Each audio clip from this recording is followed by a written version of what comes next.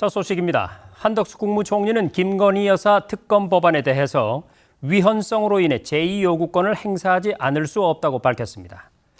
또 규제 해소로 148조 원의 투자 창출을 이끌었다면서 규제 혁신에 더욱 노력해 줄 것을 각 부처에 당부했습니다. 국무회의 소식, 먼저 신국진 기자입니다. 정부는 한덕수 국무총리 주재로 국무회의를 열고 지난 14일 야당 단독으로 처리된 김건희 여사 특검 법안에 대한 제2요구권을 심의 의결했습니다.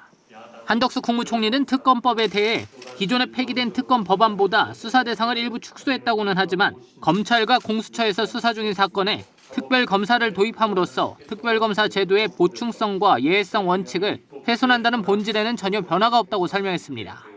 그러면서 위헌성이 다분해 두 차례나 국회에서 폐기된 특검 법안을 야당이 또다시 강행 처리하려는 이유가 무엇인지 묻지 않을 수 없다고 강조했습니다.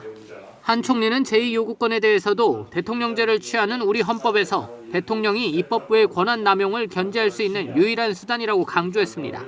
한 총리는 이어 헌법 수호 의무가 있는 대통령은 위헌적 요소가 있는 법률안에 대해 제2요구권을 행사하지 않을 수 없다고 설명했습니다. 정부가 제2요구권을 행사할 수밖에 없다는 것을 알면서도 오히려 이를 조장해 국정에 부담을 주기 위한 의도라면 정부와 국회가 힘을 모아 어려운 민생을 살리라는 국민들에 대한 도리가 아닙니다. 회의에서는 윤석열 정부 출범 후 추진한 규제 혁신 성과도 점검했습니다. 한 총리는 윤석열 정부는 그동안 규제 혁신이 곧 국가 발전이란 확고한 인식하에 규제 혁신을 최우선 국정과제로 삼고 성과 창출에 총력을 기울여왔다고 강조했습니다.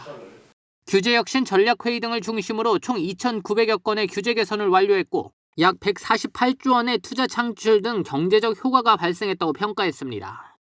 한 총리는 정부의 이런 노력은 국제사회에서도 긍정적으로 평가하고 있다며 규제 혁파 사례를 끊임없이 창출해 나가야 한다고 강조했습니다. 모든 부처는 현장의 간절한 목소리에 늘 귀 기울이며 국민과 기업을 옥죄는 실효성 없는 규제, 글로벌 기준에 맞지 않은 규제는 더 과감하고 더 신속하게 개선해야 합니다.